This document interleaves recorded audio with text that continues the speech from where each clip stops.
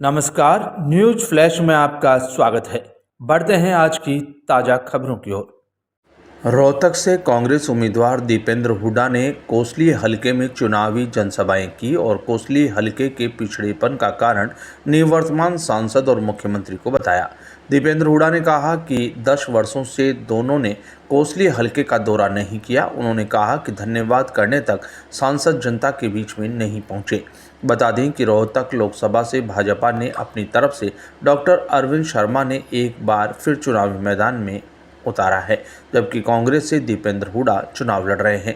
दीपेंद्र हुड्डा मतदाताओं से कह रहे हैं कि कांग्रेस के 10 वर्ष और भाजपा के 10 वर्ष में हुए कोसली के विकास कार्यों की तुलना करके वोट करें। उन्होंने हरियाणा से 10 की 10 सीट जीतने का दावा किया है। आपको चयन करना होता है तो किसी भी जनप्रतिनिधि का आकलन करने के दो ही पैमाने होते हैं, उस जनप्रतिनिधि का काम और उसका आचरण। आपने जब यहाँ से मौका दिया, मुझे आपसे यहाँ से आशीर्वाद मिला और सांसद के रूप में आपकी सेवा करने का जब मौका मिला था तो आपने देखा था दिन रात मैं आपके बीच में रहकर मैंने अपने इलाके को विकास की तरफ आगे लेके जाने के लिए भरसक प्रयास किए थे।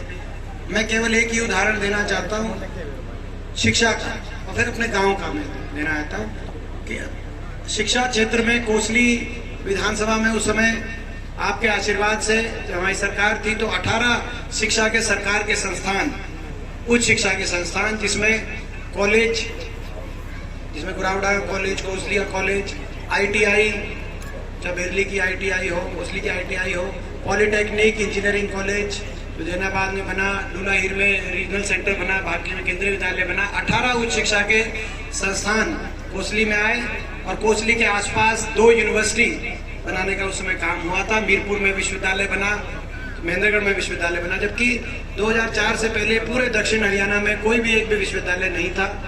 तो उस समय एक लक्ष्य लेके चले कि शिक्षा के अपने बड़े संस्थान बने। 18 अलग अलग संस्थान कोसली विधानसभा में आए और 95 स्कूलों को अपग्रेड करने का काम उस समय हुआ था, जिसमें जो है आपको याद होगा कि अपने गांव में भी, अभी जैसे गुजरात बता रहे थे गुजरात जी, कि अपने गांव में भी जब मैं 2009 में चुनाव, आपने यहाँ से मौका दिया, आपके बीच में मैं आया था, तो अपने +2 के स्कूल की जो मांग थी और सारे अधिकारी कह रहे थे कि इसके नॉर्म्स पूरे नहीं है, पूरे गांव को याद हो।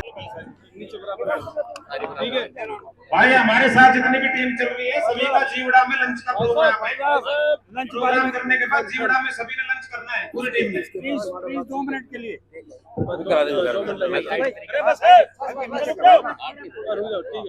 रोल करो भाई, रोल करो।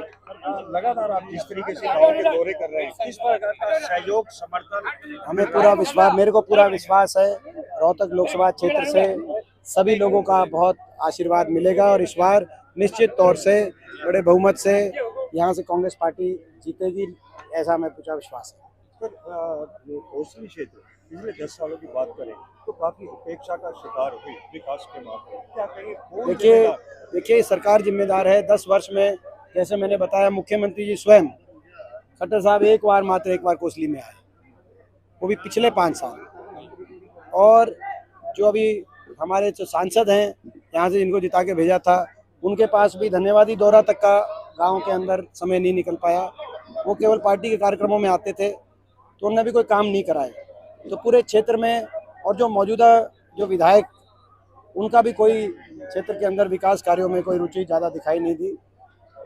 मैं ये कहना चाहता हूँ कि आज पूरे कोसली विधानसभा क्षेत्र के अंदर जिस रफ्तार से हमने प्रयास किया था इस क्षेत्र को आगे लेके जाने के लिए, आज कहीं ना कहीं मौजूदा 10 साल की सरकार में उस रफ्तार से काम नहीं हो पाए और आज पूरा क्षेत्र अपेक्षा का शिकार है।